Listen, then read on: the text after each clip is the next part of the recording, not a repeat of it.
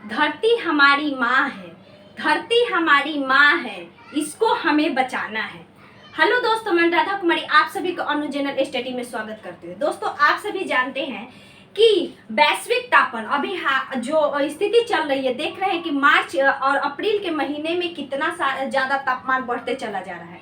ठीक है, तो तापमान बढ़ रहा है, पेड़ पौधों की कटाई, अंधाधुंध कटाई, औद्योगिकरण और बहुत सारे कारण है। ठीक है, तो इस सब के लिए हम लोग का कर्तव्य बनता है कि हम लोग अधिक से अधिक पेड़ लगाएं और पर्यावरण को बचाएं। ठीक है, धरती को जितने हम लोग सुरक्षा रखेंगे, हम भी सुरक्षित रहेंगे। दोस्त, आज हम पर्यावरण का एक वीडियो बनाए। देखिए, अगर आप इस वीडियो को देख लेते हैं तो आप जानते हैं कि दरोगा मेंस जो 1776 हुआ था, उसमें क्या हुआ था कि 5 से 7 क्वेश्चन पूछा गया था, किससे? आपका पर्यावरण से। ठीक है, और जो पिछला भी हो चुका है उसमें भी पर्यावरण से क्वेश्चन पूछा गया है। और पर्यावरण से क्वेश्चन इसलिए बन रहा है क्योंकि आप जानते हैं कि पर्यावरण जो है वो हमारा एक पर्यावरण की एक ऐसी स्थिति बन चुकी है जो एक वैश्विक कारण बन चुका है। ठीक है, तो जिसके कारण पर्यावरण के प्रति बहुत सारे कदम उठ रहे हैं, तो पर्यावरण से क्वेश्चन पूछे जाते हैं। ठीक है, तो आज हम पर्यावरण से, देखिए आप सभी से मैं रिक्वेस्ट करती हूँ कि आप पूरा वीडियो देखिएगा, आपका एक भी नहीं छूटेगा, मैं यकीनन कह सकती हूँ। यहाँ से लेकर यहाँ तक देखिए, हम पर्यावरण से स्टार्ट कर रहे हैं और यहाँ तक पशु संरक्षण परियोजना तक ले, मतलब कौन कौन परियोजना चला बीच में सभी को इंक्लूड किए हैं। पर्यावरण है, पारिस्थितिकी तंत्र है, जितने सम्मेलन है, जैव विविधता है, भारत ने क्या कार्यक्रम किया, ओजोन परत है, ग्लोबल वार्मिंग है, ये सारे चीज को देखेंगे। ठीक है, चलिए अब हम स्टार्ट करते हैं। पर्यावरण, पर्यावरण का मतलब ही होता है परिजोर आवरण, यानी पृथ्वी के चारों ओर जो आवरण है उसी को हम लोग पर्यावरण कहते हैं। ठीक है, पर्यावरण के अंतर्गत आप जानते होंगे कि पेड़ पौधे आ जाते हैं, भूमि आ जाते हैं। ठीक है, पेड़ पौधे है, आपका भूमि है, साथ में जो मानव है, मानव क्रियाविधि, मतलब मानवीय जितने भी क्रियाविधि जैसे कि सड़क है, एयरपोर्ट है, ये सभी पर्यावरण के क्षेत्र में आते हैं। ठीक है, तो आप समझ गए पर्यावरण क्या है, यानी पृथ्वी पर उपस्थित वो सभी चीजें जो पर्यावरण में उपयोगी हो, अनुपयोगी हो, सभी हमारा पर्यावरण में सम्मिलित होता है। ठीक है, अब पर्यावरण में हम जानेंगे, देखेंगे कि पर्यावरण से संबंधित, देखिए पर्यावरण में आपको 4 चीज मिलेगा। एक तो मिलेगा जलमंडल, वायुमंडल, स्थलमंडल और जैवमंडल। ठीक है, यानी पर्यावरण को 4 भागों में बांटा गया है। कौन सा? एक तो हमारा है जलमंडल, वायुमंडल, स्थलमंडल और जैवमंडल। जलमंडल में उसका अध्ययन किया जाता है जो जल से संबंधित है, जैसे कि नदी, झरना, तालाब, सागर, ये सब है।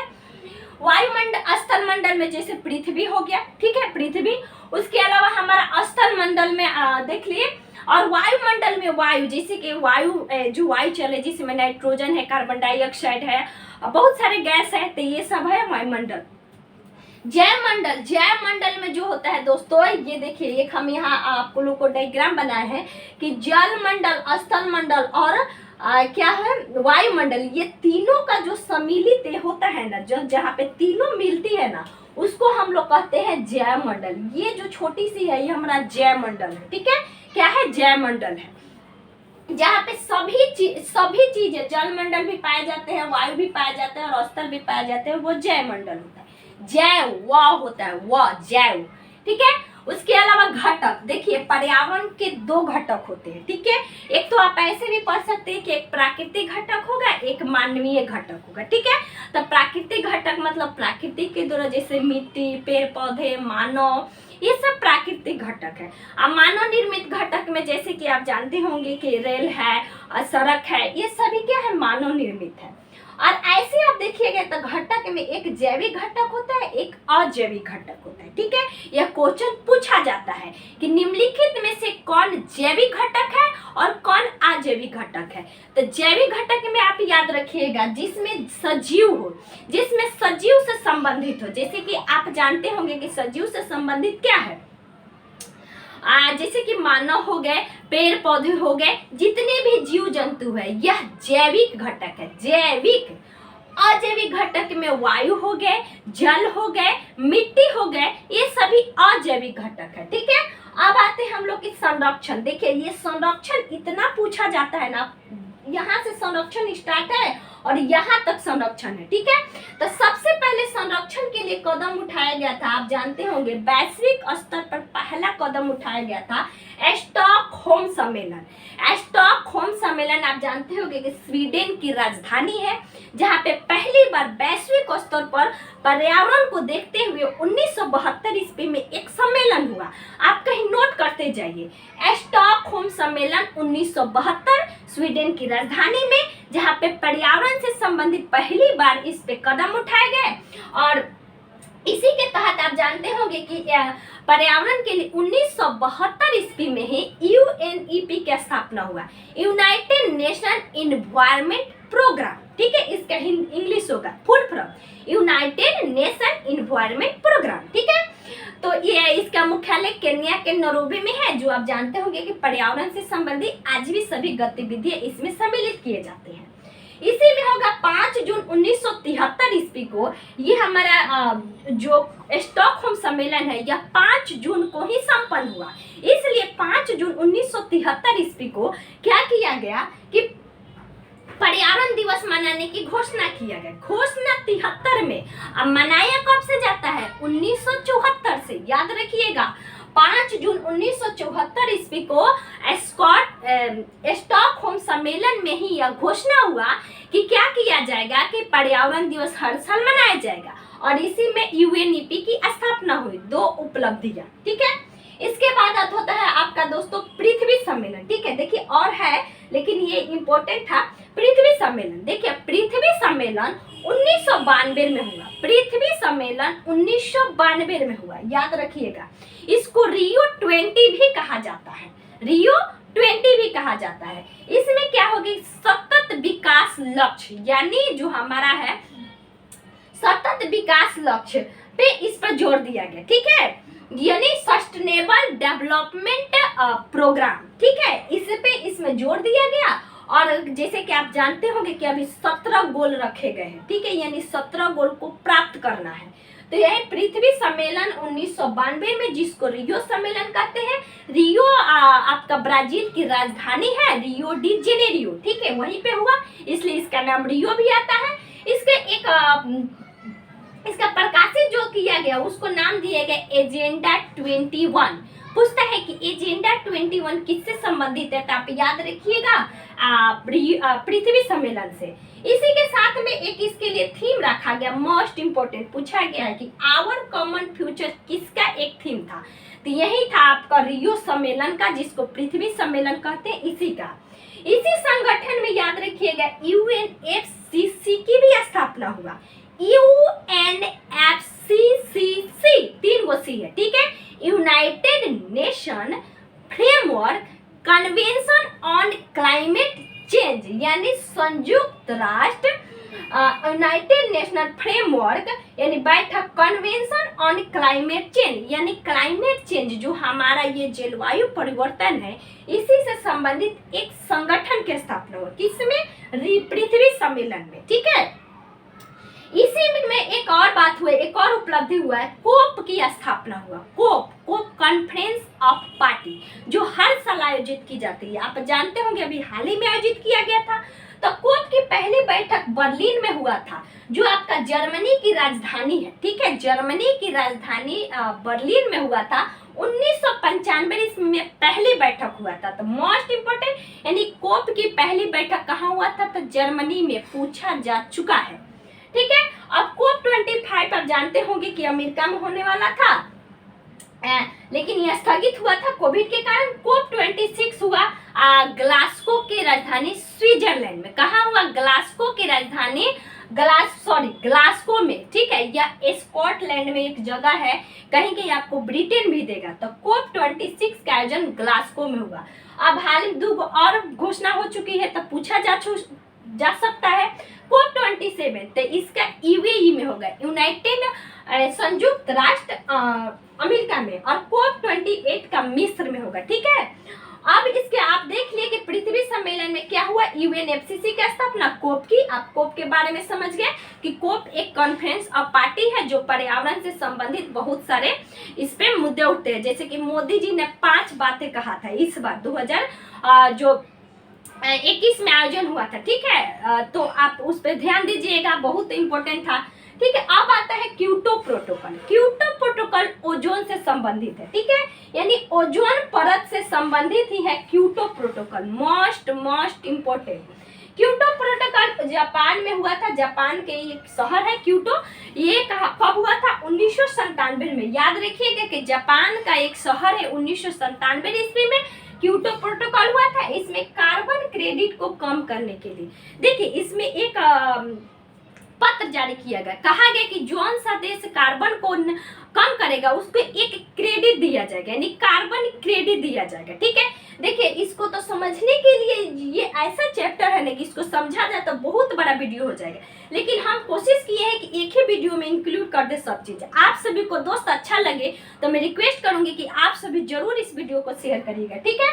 तो देखिए यहाँ पे हो गया 2005 से यह प्रभावी हुआ। देखिए 2005 से प्रभावी हुआ क्योटो प्रोटोकॉल, 97 में आया, 2005 से प्रभावी हुआ। भारत 2002 में इस पर हस्ताक्षर किया। भारत ने कब हस्ताक्षर किया, 2002 में, ठीक है, याद रखिएगा।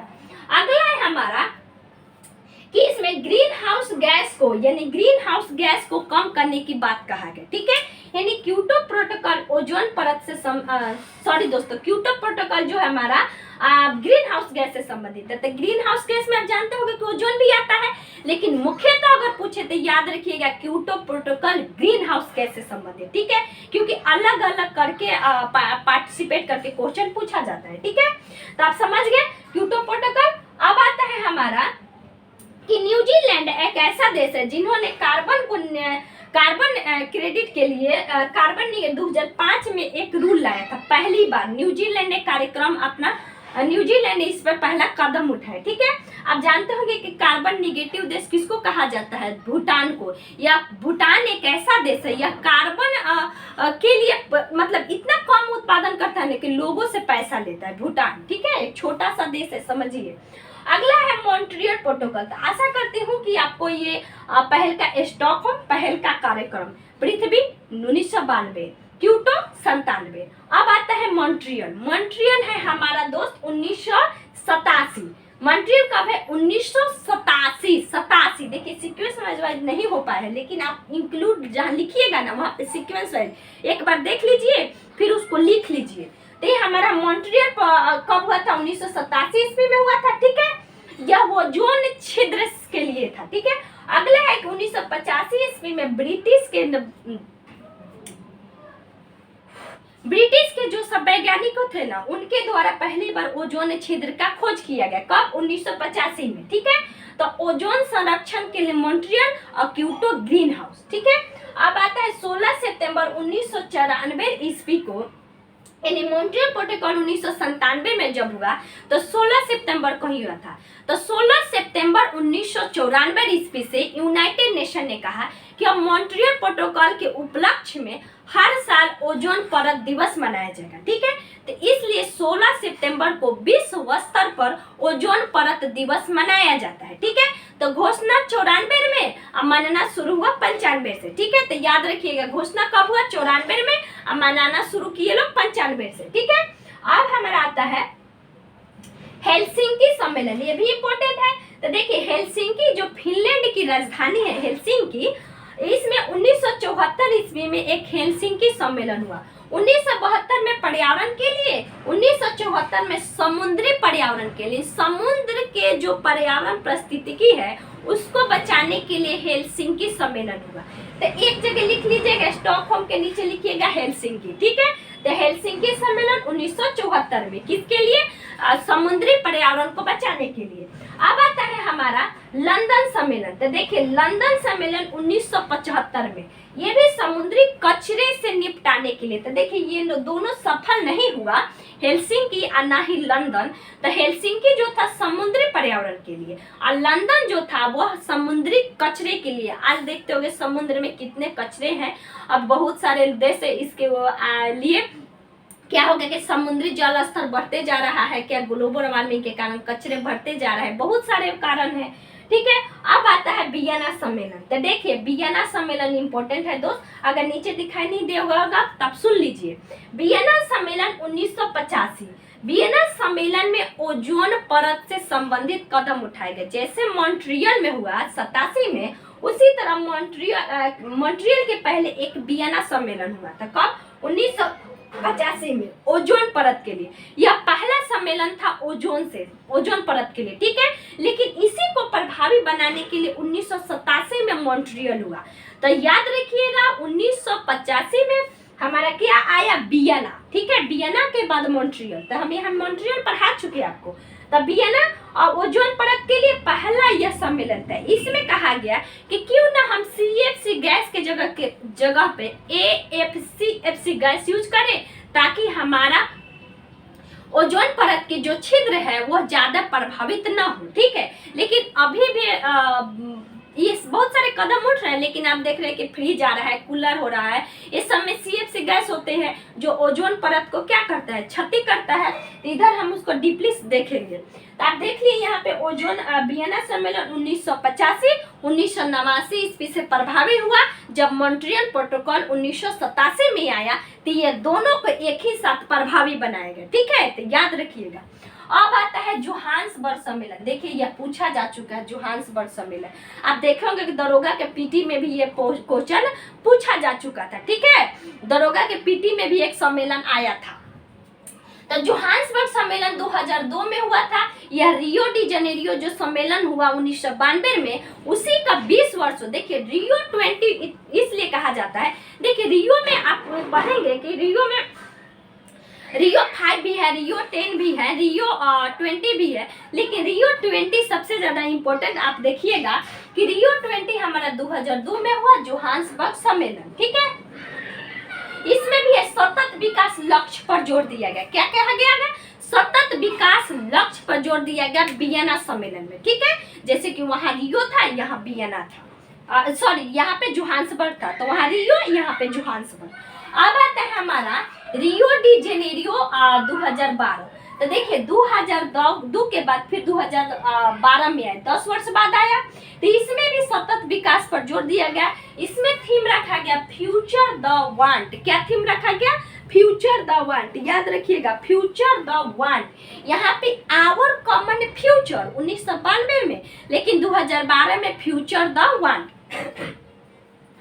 अगले हमारा नगोया प्रोटोकॉल, मोस्ट इंपोर्टेंट, ये भी पूछा जा चुका है। नगोया प्रोटोकॉल 2010 में आया, 2014 में यह प्रभावी हो गया। ठीक है, 2010 में आया, 2014 से प्रभावी हो गया। ये भी आप देखिएगा कि नगोया प्रोटोकॉल हमारा जैव विविधता से है, यानी जो जैव विविधता को बचाने के लिए कदम उठाया गया, यानी बायोडाइवर्सिटी को, तो ये हमारा है नगोया प्रोटोकॉल। फिर इसके बाद आएगा आपको कार्टागेना प्रोटोकॉल, ये भी हमारे जैव विविधता से ही संबंधित है। ठीक है, इसके अलावा प्रथम विश्व जलवायु सम्मेलन 1979 ईस्वी में, यहाँ पर्यावरण के लिए था और जलवायु के लिए हमारा 1979 में प्रथम बार। देखिए यह कूट में पूछा जा चुका है, इसलिए हम एक जगह लिख दिए हैं। तो आशा करती हूँ आप सभी को समझ में आ रहा होगा। ठीक है, तो इधर हम जितने भी पूछे जाते हैं, चाहे वो स्टॉकहोम हो, पृथ्वी हो, फिर क्योटो हो, मॉन्ट्रियल हो, हेलसिंकी हो, वियना हो, जोहान्सबर्ग हो, नगोया हो, कार्टागेना हो, ठीक है, ये सब देख लिए। अब आता है न्यूयॉर्क सम्मेलन। तो देखिए न्यूयॉर्क सम्मेलन 1997 में हुआ। इसमें एजेंडा 21 को प्रभावी बनाने के लिए न्यूयॉर्क में यह सम्मेलन हुआ। ठीक है, यानी जब रियो डी जेनेरियो में 1992 में हुआ, तो उसके लिए बहुत सारे हुआ, जैसे कि अब 2005 में रियो 5, रियो 10, रियो 20। तब 20 से आप संबंधित देखे जोहान्सबर्ग, 10 से संबंधित देखे ये रियो डी जेनेरियो में फिर हुआ। उसके बाद ये रियो सम्मेलन 1997 में, यानी 5 साल बाद आप देख रहे हैं रियो 5, यानी न्यूयॉर्क 1997, एजेंडा 21 को प्रभावी बनाने के लिए। फिर उसके बाद आता है नैरोबी सम्मेलन 1997। ये नैरोबी सम्मेलन पर्यावरण से ही संबंधित है। अब आप पढ़िएगा पारिस्थितिकी तंत्र, यानी आप पारिस्थितिकी के बारे में पढ़ेंगे, यानी पारिस्थितिकी। देखिए पहले समझ लीजिए पारिस्थितिकी क्या है। यानी पारिस्थितिकी जो होती है दोस्त, ये हमारे जैव समुदाय से होती है। यानी कहने का मतलब जितने भी जैविक समुदाय हैं, जैविक समुदाय के लिए आप जानते होंगे कि परिस्थिति को बनाए रखने के लिए बहुत सारे जीव की आवश्यकता होती है, ठीक है। यानी बहुत सारे कीड़े मकोड़े, बहुत चीजों की। तो ये हमारा परिस्थितिकी यानी परिस्थिति मतलब कहने का मतलब पृथ्वी की स्थिति को बनाए रखने के लिए जितने भी विविधताएं हैं ना, हमारा परिस्थितिकी में आ जाता है, ठीक है। ये याद रखिएगा कि परिस्थितिकी शब्द पहली बार अनरेस्ट हैकल रिटर ने दिया था। परिस्थिति पूछा जा चुका है कि परिस्थितिकी शब्द को पहली बार किसने दिया था, तो याद रखिएगा रिटर ने। किसने दिया था? रिटर ने। और रिटर ने कब दिया था? 1985 ईस्वी में पहली बार। लेकिन इसको व्यापक रूप से किसने बढ़ाया था? तो अर्नेस्ट हैकल ने। अर्नेस्ट हैकल ने व्यापक रूप से परिस्थितिकी को बढ़ाए थे, ठीक है। अब आता है दोस्तों इसमें परिस्थितिकी में मिट्टी, जल, जीवों से संबंधित सभी प्राकृतिक हमने समझा दिया, ठीक है। और व्यापक रूप से 1986 में यानी रिटर पहली बार प्रयोग किए परिस्थितिकी का। देखिए परिस्थितिकी एक अलग है, परिस्थितिकी तंत्र एक अलग है। परिस्थितिकी जो होती है वो हमारे सभी का जो पृथ्वी से संबंधित जितने भी प्राकृतिक है सभी आ जाते हैं। लेकिन परिस्थितिकी तंत्र होता है परिस्थिति से एक छोटा रूप, ठीक है। तो आप देख लिए परिस्थितिकी का रिटर ने और बढ़ाया था अर्नेस्ट हैकल ने। अब आता है परिस्थितिकी तंत्र। तो परिस्थितिकी तंत्र को याद रखिए एजी टांसले 1935 में। एजी टांसले 1935, एजी टांसले 1935 परिस्थितिकी तंत्र टांसले, तंत्र टांसले, तंत्र टांसले, ठीक है। अब आता है देखिए इसमें जीवित ये बड़ा छोटा हो सकता है, मतलब परिस्थितिकी तंत्र बड़ा भी हो सकता है, छोटा भी हो सकता है।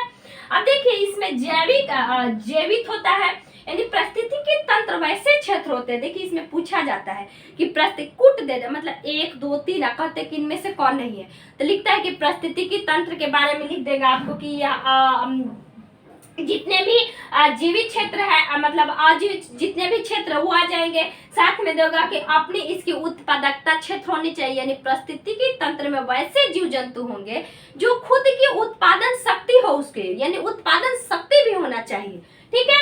उसके बाद कार्यशील क्षेत्र हो, यानी उसके लिए एक क्षेत्र विशेष हो। जैसे कि आप पढ़िएगा कि जैव मंडल आरक्षित क्षेत्र के बारे में, जैव मंडल आरक्षित क्षेत्र में सभी क्रियाकलाप आ जाते हैं, ठीक है। तो वही परिस्थितिकी से पढ़ रहे हैं, ठीक है। और एक आ जाता है खुला क्षेत्र, लेकिन कूट में दे देता है कि परिस्थितिकी तंत्र में बंद क्षेत्र की आवश्यकता होती है, तो यह गलत है। आप ही बताइए कि परिस्थितिकी तंत्र को बनाए रखने के लिए बंद क्षेत्र आप कैसे दे दीजिएगा? बंद क्षेत्र दे दीजिएगा तो कोई भी जीव जंतु एक बंद, मान लीजिए कि एक चिड़ियाघर है, तो चिड़ियाघर में आप चिड़िया को बंद करके रखते हैं, तो उसके द्वारा जो परिस्थितिकी तंत्र जो है और एक खुले चिड़िया है उसके लिए एक विशाल है। तो यह परिस्थितिकी तंत्र को बनाए रखने के लिए खुला क्षेत्र होना चाहिए, बंद क्षेत्र नहीं होना चाहिए, ठीक है। आप समझ गए तंत्र को ट्रांसलेट। अब आता है तो देखिए एक याद रखिएगा परिस्थितिकी में ही देता है कि दो क्षेत्र जैसे कि एक वन है, ठीक है, और एक स्थल है। वन और स्थल के बीच जो क्षेत्र जैसे कि ये वन है, स्थल है और ये हमारा वन है, इसके बीच में जो क्षेत्र है जिसको हम कलर कर रहे हैं मतलब दोनों में जो आएगा इसको हम लोग इकोटोन कहते हैं। यह पूछा जाता है कि दो समुदाय के बीच के क्षेत्र को क्या कहते हैं, तो इकोटोन। जब मान लीजिए कि मिट्टी है और यहाँ पे वन है, दोनों के जो क्षेत्र आएगा इसको इकोटोन कहते हैं, ठीक है। क्या कहते हैं? इकोटोन। अब आगे बढ़िए। अब परिस्थितिकी तंत्र में अजैविक में 3 घटक होते हैं, ठीक है, यानी अजैविक परिस्थितिकी तंत्र के लिए जो अजैविक होते हैं उसमें 3 घटक होते हैं। यह क्वेश्चन पूछा जा चुका है। कौन कौन सा? एक ऊर्जा, एक जैविक और एक अजैविक, ठीक है। देखिए ऊर्जा तो अवश्य होगा क्योंकि किसी भी जीव के लिए ऊर्जा जरूरी है। तो ऊर्जा कौन देता है? सूर्य, यानी सूर्य सबको ऊर्जा प्रदान करता है, तो सूर्य ऊर्जा देता है। जैविक यानी जहाँ पे जैसे कि जीव जंतु हो, यानी परिस्थितिकी तंत्र के लिए ना जैविक भी हो, अजैविक भी हो और ऊर्जा भी हो। यानी पहले तो ऊर्जा चाहिए। मान लीजिए कि एक तंत्र है तो यहाँ पे पेड़ पौधे हैं तो इसको एक ऊर्जा चाहिए, सूर्य से ऊर्जा चाहिए, तो इसके लिए एक जैविक घटक होगा। यहाँ पे अगर यहाँ पे जो हमारे मान लीजिए कि पेड़ पौधे हैं तो यहाँ पे जीव आएंगे तो जीव के लिए अब यहाँ पे मतलब जीव जंतु आएंगे। अब मान लीजिए कि जीव जंतु होगा तो जीव जंतु मरेगा तो उसको खाता है लोग, जीव ही खा जाता है, ठीक है। तो पारिस्थितिकी तंत्र के लिए तीनों होना चाहिए, ठीक है। तो याद रखिएगा, ऊर्जा, अजैव, जैव, तीनों। अब आता है हमारा इकोसिस्टम, यानी इकोसिस्टम में जो पिरामिड होता है इसको समझिए। पिरामिड पूछा जाता है, पिरामिड पूछा जाता है क्या? तो सबसे पहले आप जानते होंगे कि पिरामिड में सबसे पहले उत्पादन आता है, ठीक है। उत्पादन में जैसे आप जानते होंगे जो धरती से संबंधित है सभी उत्पादन में आते हैं, यानी पेड़ पौधे, घास, सभी, ठीक है। उसके बाद आता है प्राथमिक, उसके बाद द्वितीय, उसके बाद तृतीय। प्राथमिक यानी जो इसको खाते हैं उसको प्राथमिक क्षेत्र में कहते हैं, प्राथमिक उपभोक्ता, उसके बाद में द्वितीय, उसके बाद तृतीय। तो आप जानते होंगे कि उत्पादन में तो हमारा जितने भी धरती से संबंधित है। प्राथमिक में जैसे कि इसको जो खाते हैं, जैसे कि हिरण हो गए, ठीक है, हिरण है। फिर उसके बाद जो हमारा प्राथमिक के बाद में जो आते हैं द्वितीय क्षेत्र में वो, उसके बाद तृतीय क्षेत्र में आप जानते होंगे सबसे अंतिम क्षेत्र आता है, ठीक है। उसके बाद आता है कि पारिस्थितिकी तंत्र के लिए आप याद रखिएगा, यानी इकोसिस्टम के लिए आप याद रखिए कि ये जितना सीधा होगा ना, यानी मान लीजिए कि अगर उत्पादन नहीं होगा, अगर उत्पादन कम पड़ जा रहा है, ठीक है, उत्पादन कम पड़ जा रहा है तो उत्पादन कम हो रहा है, लोग ज्यादा खा जा रहे हैं तो वो संतुलन बिगड़ेगा, ठीक है, संतुलन बिगड़ेगा। तो ये इसका कहने का मतलब कि ये जितने सीधा होगा ना ये पिरामिड, यानी जितने सीधा होगा उतने ही अच्छा होगा, यानी निचला स्तर हमेशा उच्च होना चाहिए, तभी तो ऊपरी स्तर को बनाया जा सकता है। कहने का मतलब है कि आज भी लोग कहता है कि हम अपने भविष्य को बचाने के लिए, हम आने वाले जेनरेशन को बचाने के लिए हम खुद संतुलन बना के नहीं रखेंगे तो कैसे चलेगा। मान लीजिए कि हम लोग बिजली का अनैतिक उपयोग, पानी का अनैतिक उपयोग, तो इसको हम सब नहीं बचाएंगे तो फिर आगे आने वाले जो पीढ़ी होंगे वो ऐसे ही त्राही हो जाएंगे, ठीक है। तो वही कहता है कि यह हमेशा सीधा होना चाहिए, यानी निचली क्षेत्र हमेशा उच्च होना चाहिए, ठीक है। आशा करती हूँ आप सभी को समझ में आ रहा होगा। अब आता है इकोसिस्टम में, दोस्त याद रखिएगा कि इसमें यहाँ पे तो आप पिरामिड देख लिए, लेकिन यहाँ समझिए उत्पादकता होता है पहले, फिर आता है उपभोक्ता होता है, फिर अपघटक होता है।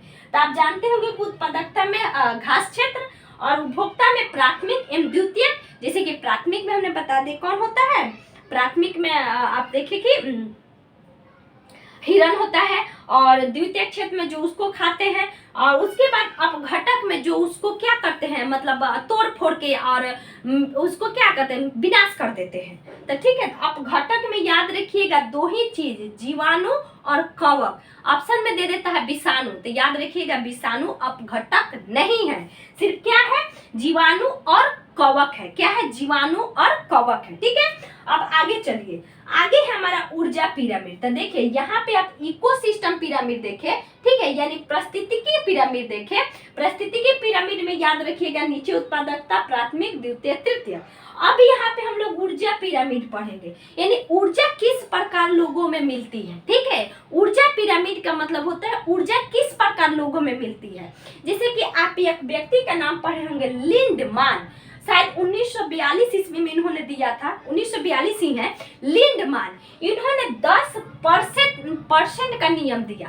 कहने का मतलब कि अगर कोई क्षेत्र निचली क्षेत्र को खाता है तो मात्र उसमें 10% ही ऊर्जा मिलती है, ठीक है। तो ये ऊर्जा पिरामिड याद रखिएगा, अगर नीचे 100 है तो इसका 10% तो 10 हो जाएगा, फिर 10% का आप 1/10 निकालिएगा तो 1 हो जाएगा, क्या हो जाएगा हमारा 10% का 10 हो जाएगा, और फिर 10% का 10 निकालिएगा तो हमारा 1 हो जाएगा, 10 कट जाएगा तो 1 हो जाएगा। तो वही हमारा है ऊर्जा पिरामिड में। ऊर्जा पिरामिड को किसने दिया था, क्वेश्चन पूछते हैं, लिंडमान ने, 10% का नियम। यानी अगर आप किसी घास फूस को खाते हैं तो आपको उससे 10% ऊर्जा मिलेगा, आपको अगर कोई खाता है तो आपसे 10% ऊर्जा मिलेगा उसको, ठीक है। तो ये हमका ऊर्जा पिरामिड हो गया। अब समझिए कि ऊर्जा का प्रभाव हमेशा सीधा होता है। यह क्वेश्चन पूछता है कि ऊर्जा का प्रभाव क्या होता है, तो हमेशा सीधा है, यानी यहाँ से यहाँ, यहाँ से यहाँ ऐसे जाता है, ना कि उल्टा चलने लगता है, यानी ऊपर से नीचे नहीं चलने लगता है, नीचे से ऊपर जाता है, ठीक है। तो याद रखिएगा ऊर्जा पिरामिड हमेशा सीधा होता है। और वही जल पिरामिड पूछता है तो दोस्त उल्टा होता है, क्योंकि जल देखते हैं उल्टा बन जाता है। अब आता है कि सबसे बड़ा, देखिए इधर कुछ स्टैटिक है, आप सभी ध्यान से सुनिएगा। सबसे बड़ा मतलब जो हमारा उच्चतम पोषाहार स्तर होता है वह सर्वाहारी होता है। यह क्वेश्चन पूछा जा चुका है पीटी के एग्जाम में कि सबसे अधिक पोषाहार स्तर किसका होता है। तो हम बहुत लोग मार देते हैं उत्पादन, कि उत्पादन तो सबसे ज्यादा है, यानी देखा जाए तो घास स्तर पूरा है, ठीक है। और कितना लोग मार देते हैं अपघटक, यानी पृथ्वी पर जीवाणु का कवक बहुत ज्यादा है, लेकिन नहीं, सबसे ज्यादा है उच्चतम पोषण स्तर पूछे तो सर्वाहारी। सर्वाहारी में सब ना आ जाते हैं, यानी नीचे से सब सारे चले जाते हैं सर्वाहारी में। तो याद रखिएगा सर्वाहारी सबसे उच्चतम पोषण स्तर होता है, ठीक है। उसके बाद आता है हमारा स्थिर परिस्थितिकी तंत्र, यानी सबसे ज्यादा स्थिर परिस्थितिकी तंत्र किसका होता है।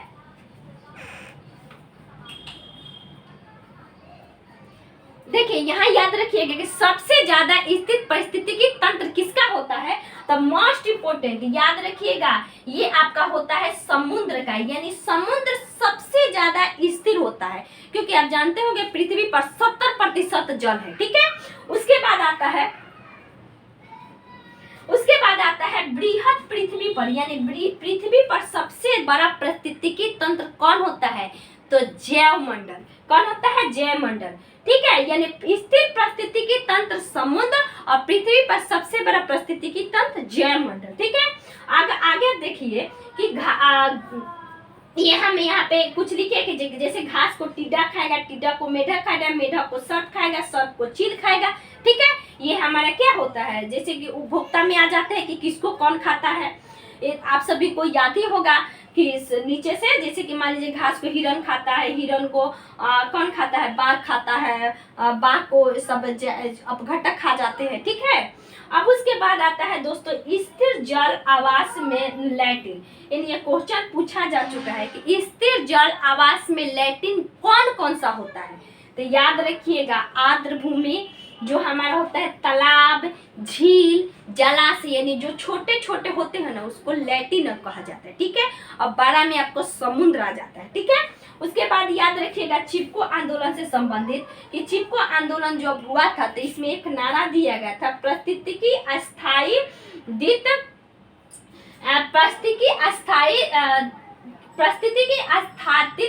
है, ठीक है। यानी पारिस्थितिकी जो है हमारा अस्थायित्व है, ठीक है, इसका नारा था। अब आ जाइए यहाँ पे, अब यहाँ से भारत के संबंध में, इधर आशा करती हूँ याद हो गया होगा। अब देखिए पूरा वीडियो जरूर देखिएगा क्योंकि इधर भी मोस्ट इम्पोर्टेंट है, ठीक है। अब देखिए भारत के संबंध में पढ़ लीजिए, हम लोग तो इधर पढ़ रहे थे कुछ जो शुरुआती है। देखिए भारत ने सबसे पहले 1985 ईस्वी में पर्यावरण एवं वन मंत्रालय का शुरुआत किया, यानी 1985 में पहली बार पर्यावरण एवं वन मंत्रालय का शुरुआत किया गया। हाँ, इसका नाम अब बदल गया है, पर्यावरण वन एवं जलवायु मंत्रालय हो गया, ठीक है। अभी हाल में इसका मंत्री कौन है, भूपेंद्र यादव, ठीक है। अब देखिए कि पर्यावरण संरक्षण अधिनियम कब आया था, 1986 ईस्वी में। इसको छाता विधान भी कहा जाता है। पर्यावरण संरक्षण अधिनियम भारत में 1986 में आया था, इसको छाता विधान भी कहा जाता है, ठीक है। राष्ट्रीय वन नीति 1988 में आया था।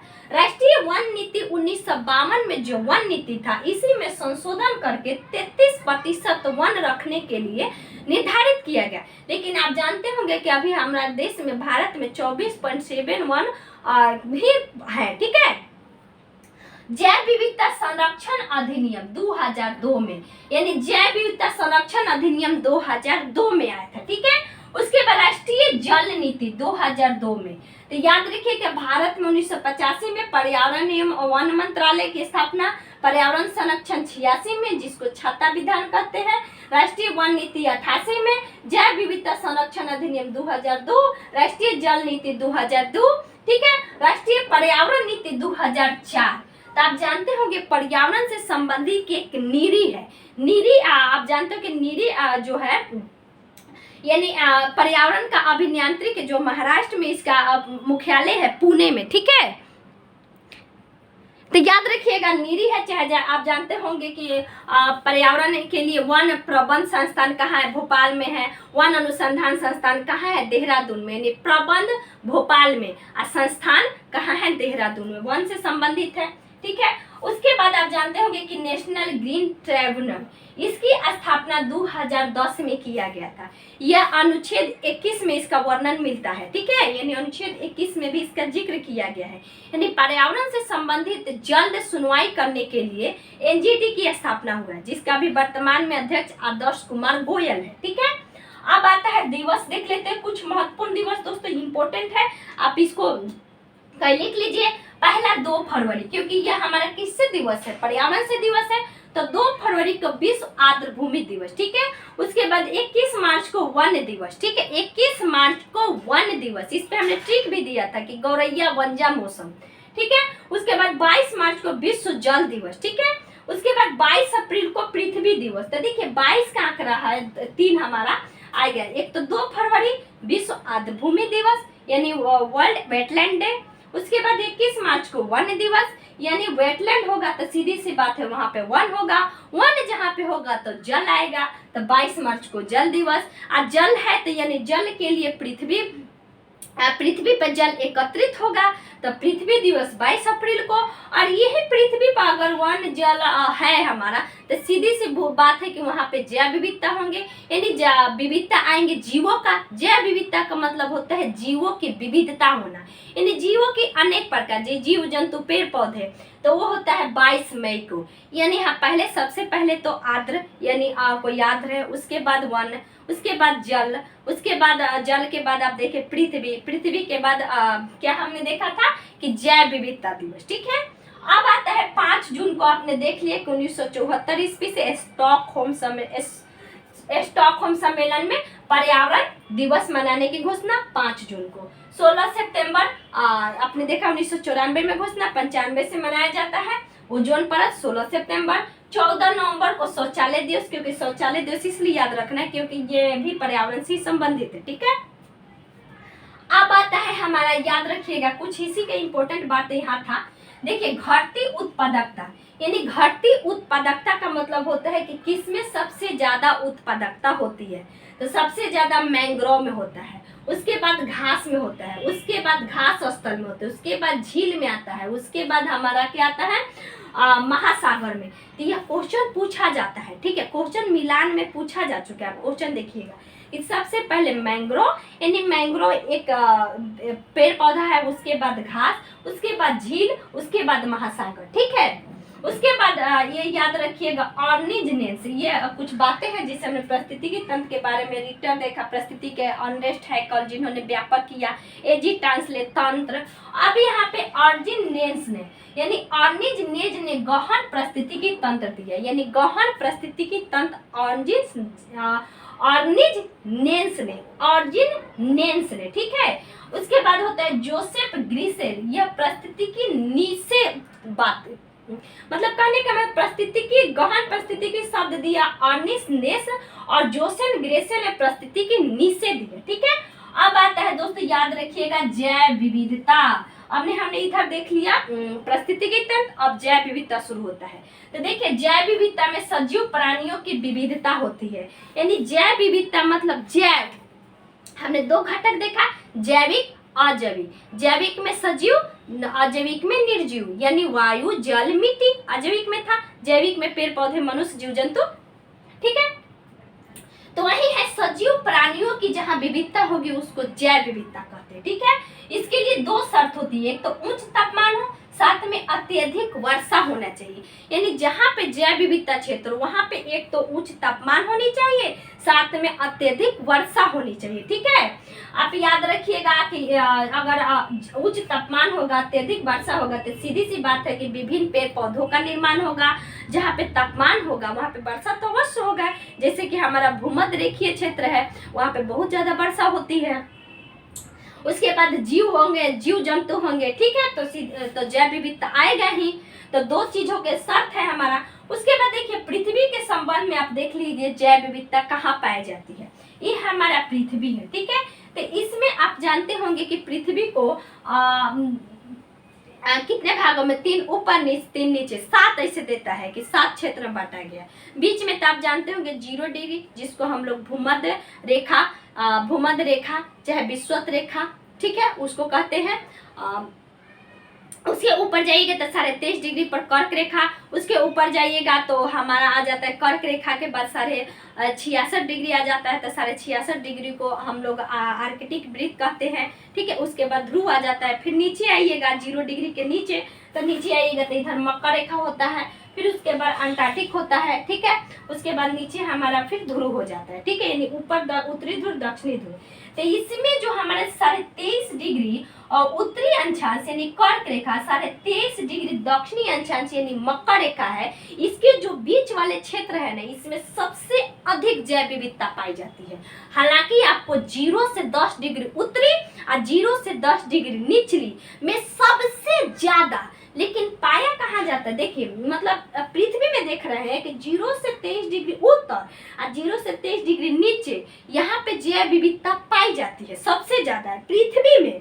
लेकिन इसमें भी अगर पूछ दे तो 0 से 10 डिग्री ऊपर और 0 से 10 डिग्री नीचे, जिसको हम लोग डोल्ड्रम क्षेत्र भी कहते हैं, क्या कहते हैं, डोल्ड्रम क्षेत्र भी कहते हैं। तो ये हमारा होता है सर्वाधिक जैव विविधता वाला क्षेत्र, ठीक है, याद रखिएगा। उसके बाद आता है दोस्त कि ये हमारा विषुवत रेखा है, बीच में विषुवत रेखा, जिसको उष्ण कटिबंधीय क्षेत्र भी कहते हैं। उष्ण मतलब जहाँ गर्म क्षेत्र हो, और भूमध्य रेखा चाहे विषुवत रेखा चाहे 0 डिग्री, उसी को कहा जाता है, ठीक है। जो बीच पृथ्वी को बीचों बीच 2 भागों में बांट देना, जिसे कैसे बांट दे, तो उसको हम लोग 0 डिग्री कहते हैं। उसके बाद आता है, ये हमने बता दे, जो 10 से ऊपर मुख्यतः पाया जाता है सबसे ज्यादा, ठीक है। 23.5 डिग्री बता दे। हॉट स्पॉट क्षेत्र को अन्य नाम भी है, देखिए बहुत जानना जरूरी है, क्योंकि ये हमने देखा है कि हॉट स्पॉट को तो एक उष्ण स्थल कहेंगे, क्योंकि हॉट माने गर्म, स्पॉट माने स्थल, ठीक है। इसी को प्रखर क्षेत्र भी कहते हैं, प्रखर प्रखर। इसी को संवेदनशील क्षेत्र भी कहते हैं, ठीक है। क्वेश्चन में पूछा जाता है कि निम्नलिखित में से कौन संवेदनशील क्षेत्र है, ठीक है, तो याद रखिएगा संवेदनशील क्षेत्र को ही हॉट स्पॉट कहा जाता है, ठीक है।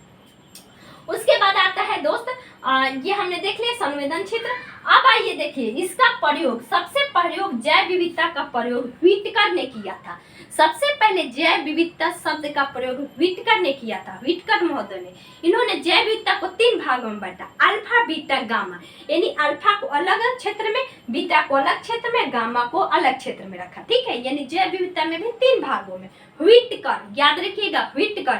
जैसे यहाँ पे हमने देखा प्रस्तुति के लिए कि सबसे पहले हमारा रिटर, फिर कौन था, हैकल, और तंत्र ट्रांसलेट। उसी तरह यहाँ पे प्रयोग व्हिटकर। उसके बाद दासमैन लिखा था, दासमैन बायोलॉजिकल डाइवर्सिटी कहा, बायोलॉजिकल जैव विविधता का इंग्लिश इन्होंने बायोलॉजिकल डाइवर्सिटी नाम दिया, किसने, दासमैन ने। बायोलॉजिकल डाइवर्सिटी, दो से डाइवर्सिटी, ठीक है। उसके बाद याद रखिएगा कि फिर इसी को बदलकर बायोलॉजिकल डाइवर्सिटी को बदलकर एक नाम दिया गया बायोडाइवर्सिटी। बायोडाइवर्सिटी एक ही बार में बोला जाएगा, यहाँ पे 2 बार में बोला जा रहा था, तो यहाँ पे एक बार में इसको नाम दिया था WG रोजेन, यानी बायोडाइवर्सिटी शब्द किसने दिया था, WG रोजेन, ठीक है।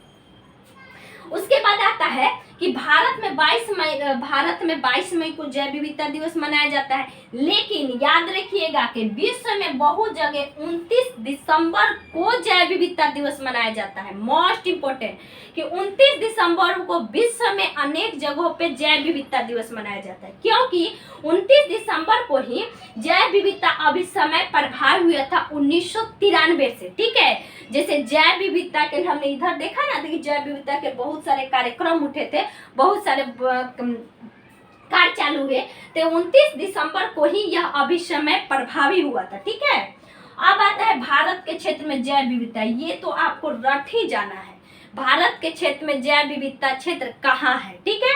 तो देखिए सबसे पहले पश्चिमी घाट में जैव विविधता क्षेत्र पाया जाता है। दोस्त थोड़ा सा वीडियो लंबा होगा, अब लंबा नहीं है, थोड़ा सा तो है ही, इतना ही जल्दी हो जाएगा, लेकिन आप सभी पूरा 1 से 2 बार देखिए, पूरा आपको परिस्थिति की तंत्र समझ में आ जाएगा, ठीक है। और शेयर भी करिएगा लोग।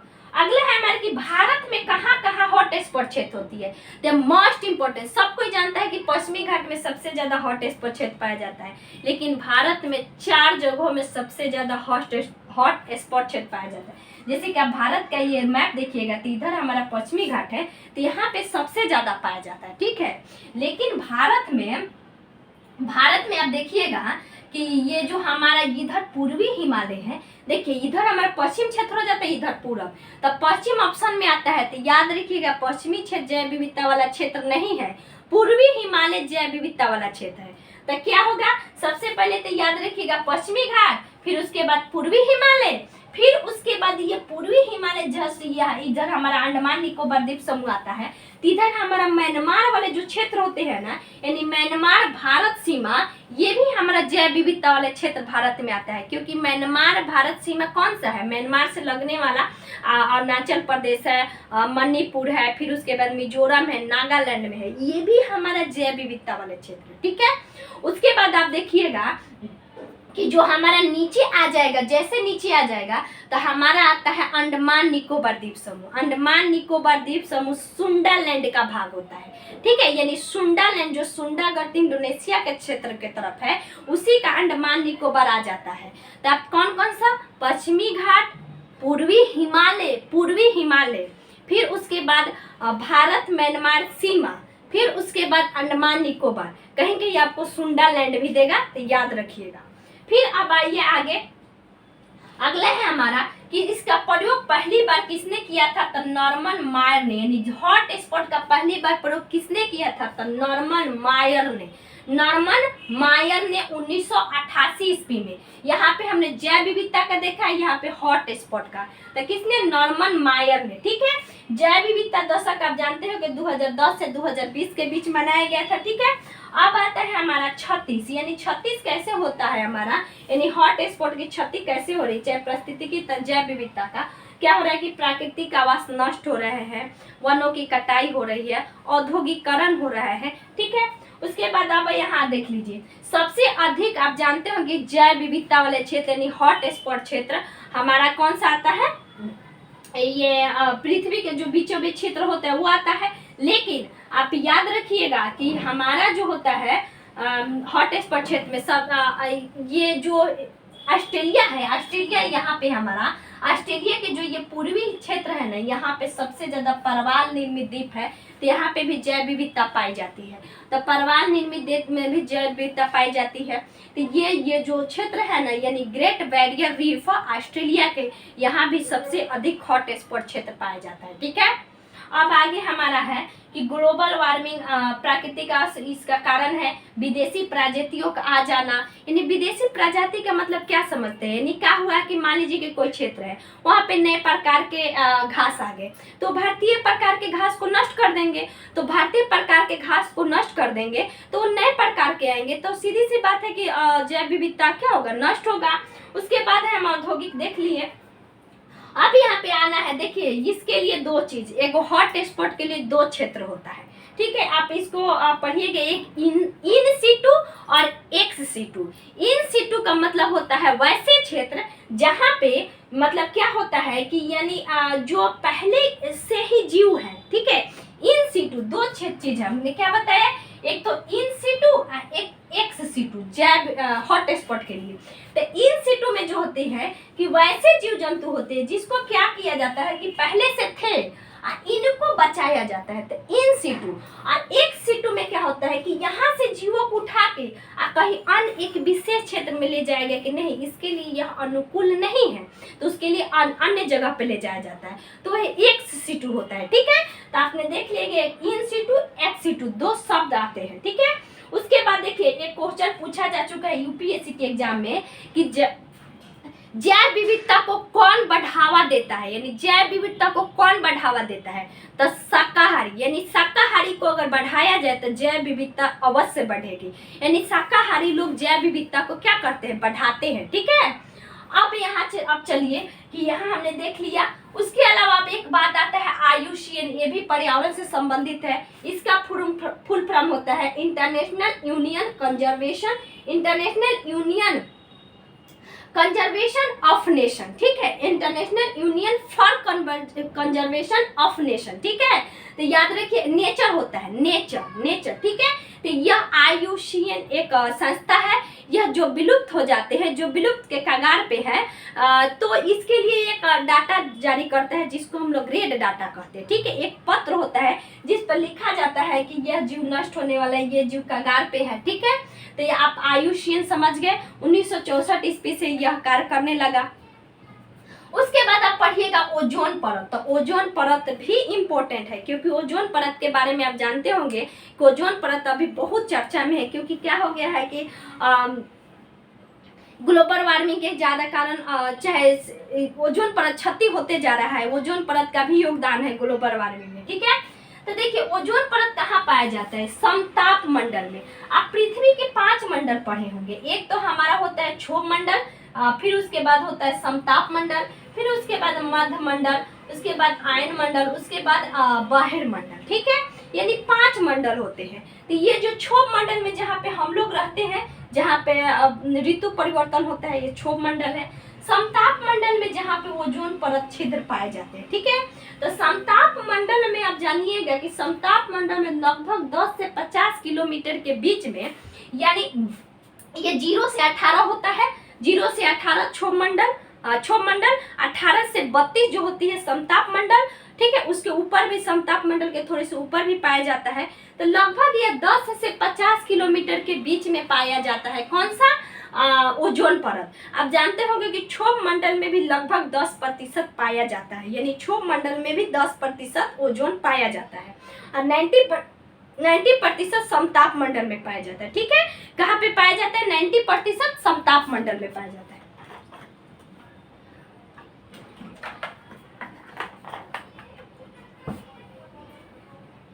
तो आप देख रहे हैं कि 10% क्षोभ मंडल में और 90% समताप मंडल में, ठीक है। चलिए आगे, अब यहाँ समझ लिए 10 से 50, लेकिन याद रखिएगा कि मुख्यतः 10 से 50 में तो पाया जाता है, लेकिन सबसे ज्यादा कहाँ पाया जाता है? 20 से 35 किलोमीटर के बीच में, क्योंकि 0 से 18 तो क्षोभे होता है। उसके बाद थोड़ा सा ऊपर बढ़िएगा तो समताप आ जाएगा, समताप के ऊपर थोड़ा सा जाइएगा तो 32 तक लेता। आप जानते होंगे कि ये मंडल होता है, कहीं कि आपको 40 भी देता है, 36 भी देता है, सॉरी। तो सीधी सी बात है कि 20 से 32 में सबसे ज्यादा पाया जाएगा। ओजोन को हम लोग O3 कहते हैं, यानी ऑक्सीजन का 3 मिलकर O3 का निर्माण करता है। अब आता है जी यह स्वास्थ्य के लिए ओजोन, जैसे कि मोतियाबिंद, यानी मोतियाबिंद जो आंखों की बीमारी है, यह ओजोन के क्षय होने के कारण है इसका, ठीक है। उसके अलावा आप देखते होंगे कि जो त्वचा का कैंसर हो जाता है, ये भी ओजोन से है, क्योंकि ओजोन परत के क्षति के कारण जो सूर्य से आने वाली जो पराबैंगनी किरणें हैं, यानी अल्ट्रावायलेट रे है, वह क्या होता है कि वो सूर्य से आने वाली किरण को क्या करता है? यह रोकता है। यानी सूर्य यहाँ है हमारा, तो सूर्य से जो किरण आ रहा है इसको रोकता है समताप मंडल में जो ओजोन है। तो यह क्या हो रहा है कि यह छिद्र होती जा रही थी। सीधी सी बात है, छिद्र है तो नीचे आएगा धरती पे, तो नीचे आएगा तो यहाँ पे हानि पहुंचाएगा, ठीक है। तो ये हमारा समझ गया क्षोभ मंडल का कारण क्या है? एसी में, फ्रिज में CFC गैस का निर्माण, CFC गैस का प्रयोग किया जाता है, जो टूटकर क्लोरीन गैस बनाती है और यह वायुमंडल को क्षति पहुंचाती है, ठीक है। उसके बाद इसका मोटाई डावसन इकाई से मापा जाता है, यानी ओजोन परत की इकाई किससे मापा जाता है? तो डावसन, याद रखिएगा डावसन से। यह पतला हिस्सा होते जा रहा है ओजोन परत का, ठीक है। तो याद रखिएगा डावसन जो है, एक सबसे पहले ओजोन परत छिद्र की खोज किसने किया था? तो देखिए जो अंटार्कटिका है ना, जो अंटार्कटिका क्षेत्र पृथ्वी के नीचे है, जो हमने बताया था कि नीचे जो ये अंटार्कटिका क्षेत्र है, यहाँ पे ब्रिटिश, यानी यहाँ ब्रिटिश के वैज्ञानिकों ने यहाँ पे आकर सबसे पहले ओजोन के बारे में पता लगाया कि वो अंटार्कटिका के क्षेत्र में ओजोन परत मतलब यहाँ पे पतली होती जा रही है, ठीक है। तो जिसके कारण इन्हों लोग ने बताया कि इन्हीं के नाम पर DB डॉप्सन नाम है, इन्हीं के नाम पर इसका इकाई डॉप्सन रखा गया, ठीक है। यानी ब्रिटिश जो शोधकर्ता थे उसमें मुख्यतः जो व्यक्ति थे डॉप्सन, उन्हीं के नाम पर डॉप्सन रखा गया, ठीक है। 1985 ईस्वी में अंटार्कटिका के क्षेत्र में पहली बार खोज किया गया था, ठीक है, कि ओजोन परत की मोटाई क्या हो रही है? कमी होते जा रही है, ठीक है। उसके बाद आता है हमारा याद रखिएगा कि हाल ही में तिब्बत के क्षेत्र में भी ओजोन परत की मोटाई कमी को पता लगाया गया। यानी जो तिब्बत है ना दोस्त, तिब्बत जानते होंगे कि हम लोग का जो ऊपरी क्षेत्र है हिमालय का, जो तिब्बत का क्षेत्र है इसमें भी ओजोन परत पतली बताया गया है। 2005 में शोधकर्ताओं ने इसमें केंट मूर थे, कौन थे? केंट मूर। वहां पे डॉप्सन थे, यहाँ पे केंट मूर। तो केंट मूर एक वैज्ञानिक है, इन्होंने बताया कि जो हमारा तिब्बत के क्षेत्र है यहाँ पे भी ओजोन परत की मोटाई कम होती जा रही है। ठीक है, तो तिब्बत के बारे में 2005 में देख लिए। उसके बारे में एक और बात बहुत मोस्ट इम्पोर्टेंट है कि यह जो होती है दोस्त कि यानी ओजोन परत की मोटाई मौसम के अनुसार बदलती रहती है। ठीक है, तो एक क्वेश्चन पूछा जाता है कि ओजोन परत की मोटाई किस मौसम में सबसे ज्यादा हो जाती है? तो याद रखिएगा बसंत ऋतु में। बसंत ऋतु जो अभी आया था, जो फरवरी में सरस्वती पूजा मनती है, उस समय की ऋतु को बसंत ऋतु कहते हैं। तो उस समय सबसे ज्यादा मोटी हो जाती है और वर्षा ऋतु में सबसे कम हो जाती है। ठीक है, तो याद रखिएगा। अब आता है दोस्त global warming, most important global warming.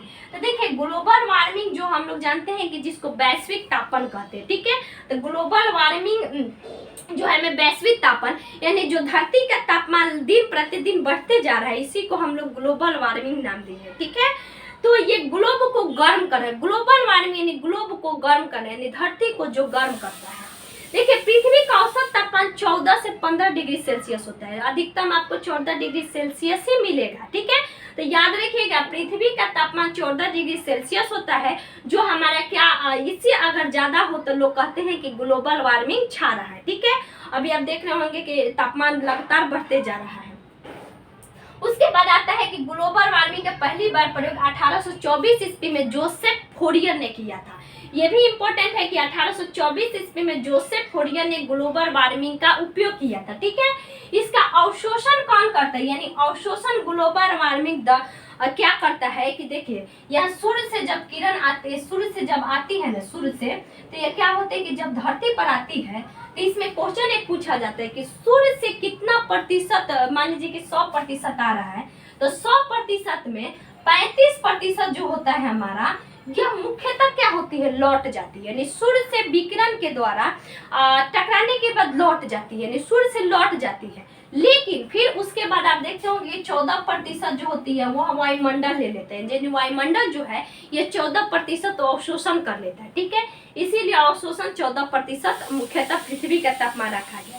लेकिन ये बचा कितना हमारा? 49% तो हमारा चला गया, लेकिन 51% हमारा सूर्य का ताप धरती पर आता है। ठीक है, जिसको हम लोग पेड़ पौधे ये सब ऊर्जा लेते हैं। यानी 51% ऊर्जा जो होती है वो हमारा धरती पर आती है। ठीक है, तो यानी 35% तो मुख्यतः लौट गया, 14% वायुमंडल ले लिया, 51% नीचे आया। तो ये जब आता है दोस्त याद रखिएगा, तो ये ऊर्जा है। लेकिन सूर्य से जब किरणें आती है तो पृथ्वी पर जो आती है, तो यहाँ पे जो कार्बन डाइऑक्साइड गैस है जिसको हम लोग छोड़ते हैं, तो पेड़ पौधे जो होती है कि कार्बन डाइऑक्साइड को शोषित करती है, तो कार्बन डाइऑक्साइड को शोषित करती है पेड़ पौधे, तो उसकी कमी होती जा रही है। तो सीधी सी बात है कि धरती पर कार्बन डाइऑक्साइड बढ़ेगा। अभी इसकी मात्रा 0.03% है, लेकिन अब धीरे धीरे बढ़ रही है इसकी मात्रा। ठीक है, तो ये हमारा क्या होता है कि ये आने वाली किरण को अवशोषित कर लेता है और इस किरण को ऊपर नहीं जाने देता है, यानी अवशोषित करके रख लेता है। इसी कारण से धरती का ताप बढ़ते जा रहा है। तो आप देख रहे होंगे ग्लोबल वार्मिंग का जो अवशोषण करता है कौन कौन?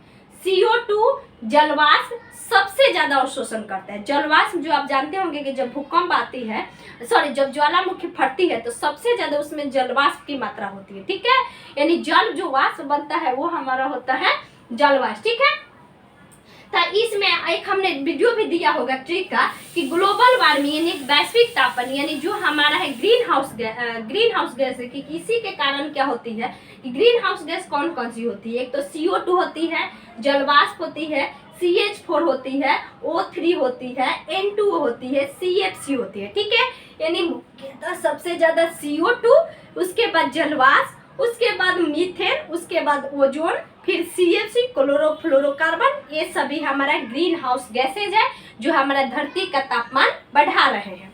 ठीक है, उसके बाद अप्रत्यक्ष रूप से देखिएगा कि इसमें CO भी आता है, कार्बन मोनोऑक्साइड भी आता है, सल्फर डाइऑक्साइड भी आता है। ये अप्रत्यक्ष रूप से है, यानी कहने का मतलब कि प्रत्यक्ष का मतलब होता है जो सीधे प्रभावी डालता है, लेकिन अप्रत्यक्ष रूप का मतलब होता है कि किसी के द्वारा प्रभावित, किसी के मतलब वो तो है ही, उससे कोई प्रभावित हुआ, उससे तब प्रभावित हुआ, तो वह अप्रत्यक्ष होता है, जैसे कि कार्बन मोनोऑक्साइड और सल्फर डाइऑक्साइड। ठीक है, उसके बाद आप देखिएगा कि पर्यावरण से संबंधित हमने देख लिया था कि स्टॉकहोम सम्मेलन, रियो, क्योटो प्रोटोकॉल, ये सब देख लिया।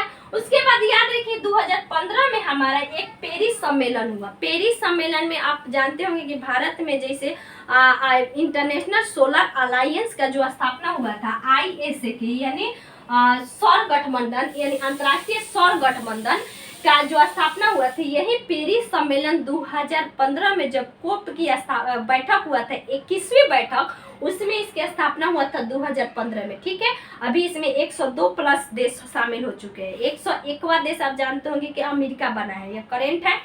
ठीक है, अब चलिए आप कुछ और बातें हैं हमारा यहाँ पे अर्थ आवर डे। आप जानते होंगे कि अर्थ आवर डे हर साल मार्च महीने के अंतिम शनिवार को मनाया जाता है, यानी मार्च महीने के जो अंतिम शनिवार पड़ती है उस दिन अर्थ आवर डे मनता है।